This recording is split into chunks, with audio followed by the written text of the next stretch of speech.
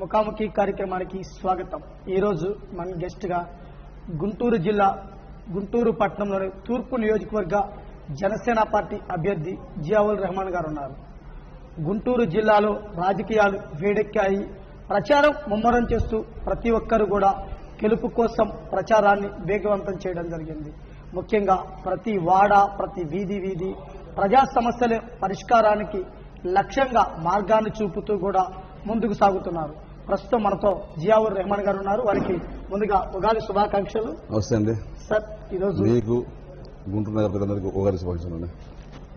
మీరు గత కొన్ని రోజులుగా గుంటూరు నగరంలో ప్రచారం నిర్వహిస్తున్నారు కదా, ఈ ప్రచారానికి మీకు ప్రజల నుంచి ఎటువంటి స్పందన వస్తుంది? జన సైనికుల నుంచి, వీర మహిళల నుంచి, పిల్లల దగ్గర నుంచి పెద్దల వరకు అందరూ పవన్ కళ్యాణ్ గారి సిద్ధాంతాలను ఆదరించి అభిమానించి నన్ను ఎప్పుడైతే జనసేన అభ్యర్థిగా ప్రకటించారో ఆ రోజు నుంచి జనాలు నీరాజనం పలుకుతున్నారండి. చాలా సంతోషం అండి.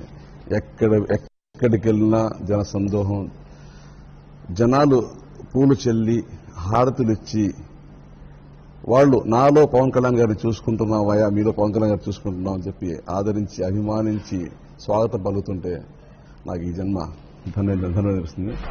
తప్పకుండా వాళ్ళు ఏ విధంగా ఆదరిస్తున్నారో నేను గెలిచిన తర్వాత వారి వద్దకు మళ్లీ వెళ్లి వాళ్ళ సమస్యలు పరిష్కరించేందుకు కృషి చేస్తాను.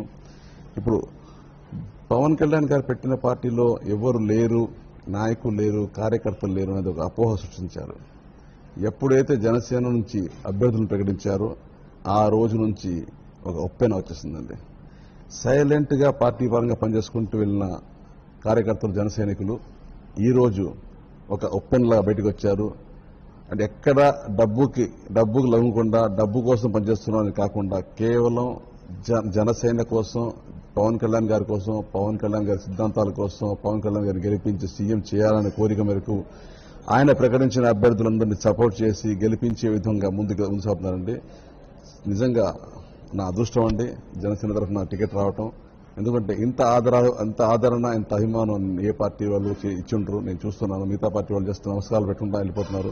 వాళ్ళు ఏమో డబ్బులు ఇచ్చి జనాలు పెంచుకుంటారు తప్పించి ఎక్కడ వాళ్ళు జనంలో నుంచి ఒక మనస్ఫూర్తిగా వాళ్ళకి ఆహ్వానాలు ఎక్కడ అందట్లేదండి.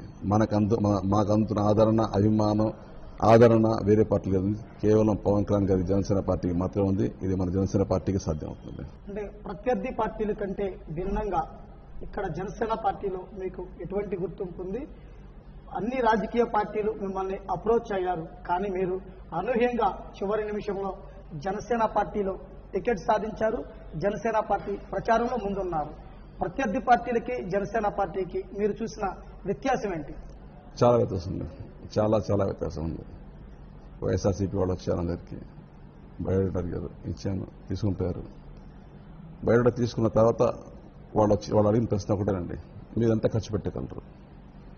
నేను చెప్పాను, ఒక ఎమ్మెల్యే అభ్యర్థికి ఎంత ఖర్చు పెట్టాలో అంతే పెడతాను, లేదండి ఎంత పెట్టగలుగుతాను నేను చెప్పానని చెప్పాను. ఒక 20 కోట్లు 25 కోట్లు ఖర్చు పెట్టగలిగితే మీకు సీట్ ఇస్తామండి, మా అధ్యక్షుని కలుపుతామని చెప్పారు. అదేవిధంగా తెలుగుదేశం పార్టీ వాళ్ళు వచ్చారు, వాళ్ళు అదే మాట అండి, ఎన్ని కోట్లు ఖర్చు పెట్టగలరని చెప్పారు. నాకు ఆశ్చర్యం అనిపించింది. అంటే వాళ్ళకి ప్రజల్లో సేవ చేసే మనిషి కావాలా, డబ్బు ఖర్చు పెట్టి గెలిచే మనిషి కావాలా అనేది నాకు అర్థం కాని విషయం. ఈ రోజుల్లో డబ్బు ప్రవాహం, కార్పొరేట్ స్థాయిలో డబ్బు ప్రవాహం జరుగుతుంది. అంటే వీళ్ళు పెట్టుబడి పెట్టి మన జనాలకి మోసం చేసి ఓట్లతో గెలిచిన తర్వాత ఆ డబ్బు దుండుకునే విధంగా రాజకీయం చేసుకుంటే కాంట్రాక్టులు తగ్గించుకొని కాంట్రాక్టులు కమిషన్ చేసుకునే వ్యవహారం సాగుతుంది ఇప్పుడు జరుగుతున్న రాజకీయాల్లో. కానీ నేను ఇంట్లో కూర్చొని ఉండగా జనసేన పార్టీ నుంచి నాకు ఒక ఫోన్ కాల్ వచ్చింది. ఆ ఫోన్ కాల్ రాగానే నేను పార్టీ ఆఫీస్కి వెళ్ళగానే ఆయన ఒకటే మాట అడిగారండి, మీరు ప్రజారాజ్యం పార్టీలో బాగా పనిచేశారు జియావుల్ రెహమాన్ గారు, మీరు అదేవిధంగా జనసేన పార్టీ టికెట్ వేస్తే ఏం చేస్తారని అడిగారు. నేను ఒకటే చెప్పానండి, జనసేన పార్టీ టికెట్ వేస్తే నేను జనం కోసం సేవ చేయడం ముందు వస్తాను, జన సేవకుడు ముందు వస్తాను చెప్పాను. ఆ ఒక్క మాటతో ఆయన టికెట్ ఇస్తున్నా మీకు, మీరు పోయి వెళ్ళి పని చేసుకోవాలని చెప్పారండి. మనకు జరిగిన సంభాషణలు ఎక్కడ ఒక రూపాయి తీసుకుంటారా, ఒక రూపాయి ఖర్చు పెడతారు, ఎన్ని రూపాయలు ఖర్చు పెడతారు, ఎంత పార్టీ ఫండ్ ఇస్తారని ఎక్కడ డబ్బు ప్రస్తావన ఎక్కడ చూపకుండా కేవలం ప్రజల కోసం ఏం చేస్తారన్న అడిగిన ఏకైక పార్టీ జనసేన పార్టీ అండి. అందుకని తప్పకుండా ఇటువంటి పార్టీలకు ఆదరించాల్సిన అవసరం ఉంది. ప్రజలు కూడా ఆదరిస్తున్నారు. అంటే పవన్ కళ్యాణ్ గారి సిద్ధాంతాలు వేరే. డబ్బుల కోసం పనిచేసే వ్యక్తి మాత్రం పవన్ కళ్యాణ్ కాదు. ఎందుకంటే ఆయన అనుకుంటే సంవత్సరానికి ఒక చిన్న యాడ్ వేసుకున్నా కానీ, ఏదో మంచి కంపెనీ యాడ్ వేసుకున్నా కానీ 200 నుంచి 500 కోట్ల పని వస్తుంది. అటువంటిది ఆయన వదులుకున్నారు. సినీ పరిస్థితిని వదులుకున్నారు. సినీ జీవితాన్ని త్యాగం చేశారు. త్యాగం చేసి కేవలం జనసేన పెట్టింది కూడా కేవలం జన సైనికులు ప్రజల కోసం పనిచేయాలని వచ్చారు.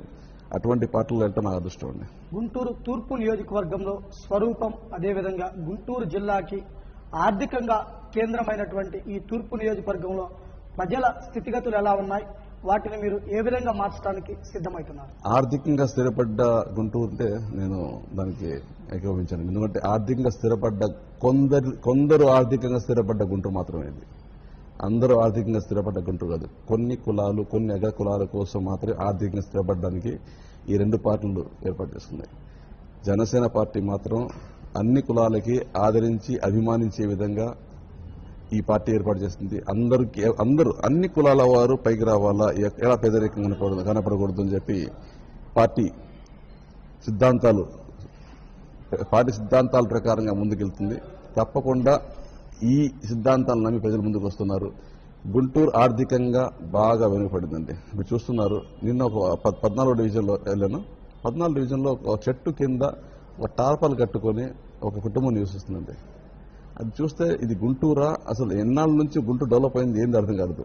కొన్ని చోట్ల ఇప్పటికి కూడా పూరి గుడిసెలు ఉన్నాయండి. మీరు కెమెరా తీసుకుని నాతో పాటు చూపిస్తాను మీకు. చాలా చాలా పూరి గుడిసెలు ఉంటాయి. అంటే స్లమ్స్ అనేది ఉన్నాయి, తప్పు కాదు. స్లమ్స్ ఉన్నాయి, వాళ్ళు కొంచెం మెల్లగా వెళ్ళి డెవలప్ చేయొచ్చు.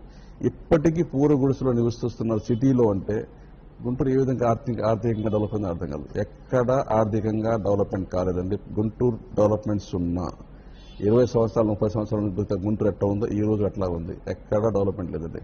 రాజకీయాలు చేసి రాజకీయంగా ఓట్లు దొరుకున్నా తెప్పించి ఎవరు పేదల గురించి ఆలోచించే నాథుడే లేడు. పేదరికం ఒక్కళ్లే కొందరు మాత్రం సంపాదిస్తున్నారు. వాళ్ళ మాత్రం బాగా స్థిరపడ్డారు. మిగతా వాళ్ళందరూ అట్లా ఉన్నారండి. జనసేన పార్టీ తరఫున మీరు ఎన్నికైతే ప్రజలకి ఏం చేస్తామని ప్రజలకి భరోసా ఇస్తున్నారు? నేను ఒకటి చెప్తున్నానండి. నేను ఎన్నికైతే మొదట మీ సమస్యలని పరిష్కరించే విధంగా, ఎందుకు చాలా నేను నడుచుకుంటూ వెళ్తుంటే పాదయాత్రలో నా కాలు బెనికింది. అంటే రోడ్లు ఎంత అధ్వానంగా చెప్పడానికి వినిపిస్తున్నాం. కొన్ని చోట్ల మంచినీళ్ళు, కనీస సౌకర్యం మంచినీళ్ళు లేవండి. మంచినీళ్ళు సౌకర్యం కల్పించాల్సిన అవసరం చాలా ఉంది. మంచినీళ్ళు సౌకర్యం, డ్రైనేజ్ సిస్టమ్ అసలు బాగాలేవు. అన్ని చోట్ల డ్రైనేజ్ వాటర్ ఆగిపోయింది. రోడ్లు బాగాలేవు. మన ఎలక్ట్రికల్ పోల్స్ కానివ్వండి, వాళ్ళ ఎలక్ట్రిసిటీ కానీ లేవు, స్ట్రీట్ లైట్స్ లేవు. ఇవన్నీ చేయాల్సిన అవసరం. ప్రతి ఒక్కళ్ళకి నీళ్లు, రోడ్లు, డ్రైనేజ్ సిస్టమ్స్ ఇవన్నీ అందే విధంగా కృషి చేస్తానండి. గుంటలూరుగా ఉన్న గుంటూరుగా మార్చాల్సిన అవసరం ఉంది. ఇక్కడ ప్రధాన సమస్య అండి మన దౌర్భాగ్యం ఇది. కొన్ని చోట్ల అంటే మన గణేష్ నగర్ అటుపక్కలను వారికి కనీసం శ్మశానం కూడా లేదండి. వారి శ్మశానం కూడా లేదు. మా శ్మశానానికి కూడా స్థలం లేదని, స్థలం కావాలని వాళ్ళు అభ్యర్థిస్తున్నారు. నాకు అర్థం కాని విషయం. ఒక శ్మశానానికి కూడా వాళ్ళు అభ్యర్థిస్తున్నారంటే మనం ఏ విధంగా పనిచేస్తున్నాం, మా యంత్రాంగం ఏ విధంగా పనిచేస్తున్నా అర్థం కాదు. ఈ గుంటూరు నగరానికి పెద్ద శ్మశానం ఇక్కడ పాత గుంటూరులో ఉందండి. మీరు ఒక్కసారి కనుక పాత గుంటూరుకి వెళ్తే మీకు అర్థమైద్ది. పాత గుంటూరు శ్మశానంలో మీరు ఒక్కసారి నడిచి చూడండి, కెమెరా పెట్టుకొని, నడవలేని స్థితి. అన్ని సమాధులేనండి. ఎక్కడ ఒక్క అంగుళం ఖాళీ లేదు. ఆ గ్యాప్లో నుంచి తీసుకొని వెళ్ళి అంటే అక్కడ సమాధి కట్టాలన్నా కానీ అసలు అవకాశం లేని విధంగా ఉంది. క్రైస్తవులు చాలా బాధపడుతున్నారు. క్రైస్తవుల కోసం మాట ఇస్తున్నాను సార్. నేను వారి కోసం నేను గెలిచిన తర్వాత ఒక 5 ఎకరాల స్థలాన్ని కేటాయించి మంచి విశాలవంతమైన బౌండరీ వాళ్ళతో సహా మంచి శ్మశానాన్ని కట్టించాలని నేను నా అజెండాలో పెట్టినానండి. నాకు 2 రోజుల క్రితం తెలిసింది. ఈ మేజర్ ఇష్యూలో భాగంగా దీన్ని కంపల్సరీ అమలు చేయాల్సిన అవసరం ఉంది. గుంటూరులో ఒక శ్మశానం అవసరం ఉంది. అలాగే పేదలు ఇళ్లు లేకుండా జీవిస్తున్నారు, వాళ్ళకి ఇల్లు ఉండాలా, ఇల్లు కావాల్సి ఉంది. నా అజెండాలో 3 అంశాలు ముఖ్యమండి. పేదరికం లేదు గుంటూరు, ప్రతి ఒక్క పేదవాడికి సొంత ఇల్లు, అలాగే గుళ్ళు గోపురాలు ఏది రిపేర్స్ ఉన్నా చాలా చోట్ల ఉన్నాయి, దాన్ని పట్టించుకోవడం లేదు. గుళ్ళు కానీ గోపురాలు కానివ్వండి, మన చర్చిలు కానివ్వండి, మసీదులు కానివ్వండి. అంటే మనం ఒక దేవాలయానికి వెళ్ళినప్పుడు అక్కడ కనీసం దేవాలయం అనేది కూడా అనిపించే విధంగా లేవు. ప్రహరీ గడులు లేవు, చిన్న గుళ్ళు. వాళ్ళు పూజలు చెప్తున్నారు, సార్ మా గురించి పట్టించుకున్నాడు లేదు. ఈ విధంగా చాలా సమస్యలు ఉందంటే నేను తప్పకుండా తప్పకుండా అమలు చేస్తానండి. మీ న్యాయబద్ధమైన ఏ సమస్య అది గుడి కావచ్చు, చర్చ్ కావచ్చు, మసీద్ కావచ్చు, మీకు న్యాయబద్ధమైన సమస్య ఏది తప్పకుండా పరిష్కరిస్తానని, అలాగే మన గుంటూరులో మంచి పార్క్ లేదండి, పార్క్ కూడా ఏర్పాటు చేయాల్సిన అవసరం ఉంది. అందరికీ ఇల్లు, పార్క్, మంచి వైద్యశాల ఉచిత వైద్యం మన మేనిఫెస్టోలో ఉంది. మేనిఫెస్టోలో ఉన్నటువంటి ఉచిత వైద్యాన్ని కంపల్సరీ తప్పకుండా అమలు చేయాల్సిన అవసరం ఉంది. అది కూడా చేసే విధంగా ప్రయత్నిస్తానండి. గుంటూరు పట్టణంలో ప్రస్తుతం ఉన్న పరిస్థితి, అదేవిధంగా రాజకీయ పార్టీలు అవలంబించిన విధానాలు వల్ల మహిళలు చాలా ఇబ్బందులు పడుతున్నారు కదా. మహిళలకి మీరు ఎటువంటి భరోసా ఇస్తారు?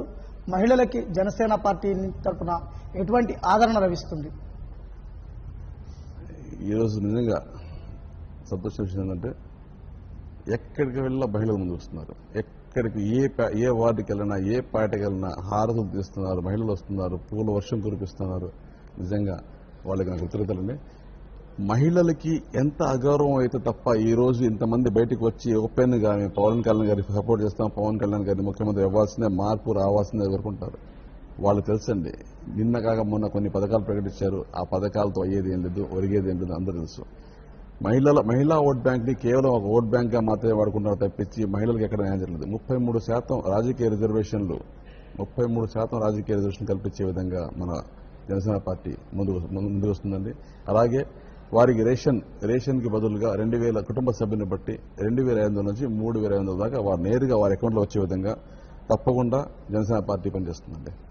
గుంటూరు తూర్పు నియోజకవర్గ ప్రజలను, ఓటర్లను మీరు ఏమని అప్పీల్ చేయనున్నారు ఎన్నికలకి సిద్ధం కావడానికి?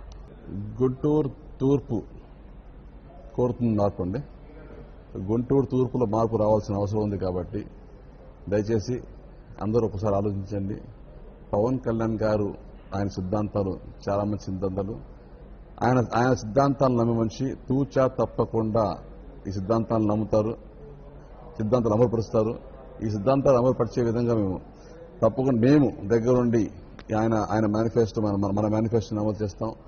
అలాగే మహిళలకి ప్రాధాన్యత ఇచ్చి ఎస్సీ, ఎస్టీ, బీసీ మైనారిటీలందరికీ ప్రాధాన్యత ఇచ్చి ప్రత్యేకంగా రెల్లి కులస్తులకి 50% సబ్సిడీతో రుణాలు అందించే విధంగా, అలాగే రెల్లీస్ కి సంబంధించిన మహిళలకి ఉచితంగా ఒక బైక్స్ ఇచ్చే విధంగా, అలాగే రజక కులం వాళ్ళు కూడా ఎస్టీలో కలపాల్సిన అవసరం ఉంది. దానితో పోరాటం చేయాల్సిన అవసరం ఉంది. అది కూడా చేస్తామని తప్పకుండా రజక, ఎస్సీ, ఎస్టీ, మైనారిటీ అన్ని కులాల వారికి కలుపుకొని పోయే విధంగా మన జనసేన పార్టీ పనిచేస్తుంది. కాబట్టి అందరూ ఈ ఒక్కసారి మీరు ఆలోచించండి. జనసేన పార్టీకి, పవన్ కళ్యాణ్ గారికి, మనకి అంటే మన ఎంపీ అభ్యర్థి అయినటువంటి బోనబోయిన శ్రీనివాసరావు గారికి, అలాగే పశ్చిమ అభ్యర్థి అయినటువంటి తోట చంద్రశేఖర్ గారికి, నేను జియావుర్ రెహమాన్ గుంటూరు తూర్పు అభ్యర్థిన నన్ను, నా వరుస సంఖ్య ఈవీఎంలో 6 అండి. మన గుర్తు గ్లాస్ గుర్తు అండి. గ్లాస్ గుర్తుపై ఓటేసి మంచి మెజారిటీతో గెలిపిస్తాను ఆశిస్తాను. ఎందుకంటే నేను మాట ఇచ్చాను పవన్ కళ్యాణ్ గారికి, నా టికెట్ ఇచ్చిన మాట ఇచ్చాను. ఈ గుంటూరు తూర్పు సీటును మిమ్మల్ని గిఫ్ట్గా ఇస్తానని చెప్పి మాట ఇచ్చాను. ఈ గిఫ్ట్ ఏదైతుందో కొంచెం బరువు ఇస్తే బాగుంటుంది. అంటే బరువు అంటే 25,000 మెజారిటీ తెస్తే దాని విలువ ఇంకా బాగుంటుంది. అందరూ తప్పకుండా ఈ గిఫ్ట్ని ఒక మంచి మెజారిటీతో నన్ను ఆదరించి పవన్ కళ్యాణ్ గారి అభిమానంతో నన్ను గెలిపిస్తానని ఆశిస్తూ గ్లాస్ గుర్తు కోవడానికి కోరుతూ అందరూ నమస్కారం. జనసేన పార్టీ తరఫున గుంటూరు తూర్పు నియోజకవర్గంలో ప్రత్యేకమైనటువంటి మేనిఫెస్టోతో ప్రజల ముందుకెళ్తున్నాను, ప్రజలు ఆదరిస్తున్నారు. ప్రజల యొక్క ఆదరాభిమానాలు ఉండటమే కాకుండా రానున్న ఎన్నికల్లో 25,000కు పైచిలకు మెజార్టీతో గెలిపించాలని కూడా జియావుర్ రెహమాన్ గారు కోరుతున్నారు. అయితే ఇప్పటి వరకు ఉన్న రాజకీయ పార్టీలకి భిన్నంగా జనసేన పార్టీ మొదటిసారి ముస్లిం అభ్యర్థికి సీట్ ఇవ్వటమే కాకుండా గెలిపించాలని చెప్పిన నేపథ్యంలో నేను జనసేన పార్టీ అధినేతకు గిఫ్ట్ గా గుంటూరు తూర్పు నియోజకవర్గ సీటుని గెలిపించుకొని ఇస్తాను, అత్యధిక మెజార్టీతో గెలిచి అమరావతి అసెంబ్లీలో అడుగుపెట్టి గుంటూరు నియోజకవర్గ తూర్పు నియోజకవర్గటువంటి ప్రజల యొక్క అభివృద్ధిని అదేవిధంగా ఇక్కడ స్థితిగతులను కూడా మార్చడానికి కృషి చేస్తాను. ఒక్క అవకాశం ఇస్తే గుంటూరు నియోజకవర్గం వైపు రాష్ట్రం అంతా తిరిగి చూసే విధంగా చేస్తాను, అభివృద్ధి పదంలో ముందుకు దూసుకెళ్లే విధంగా కృషి చేస్తానంటున్నారు జియావుర్ రెహమాన్ గారు. ఈరోజు ఈ ముఖాముఖికి thanks. Please subscribe New Waves.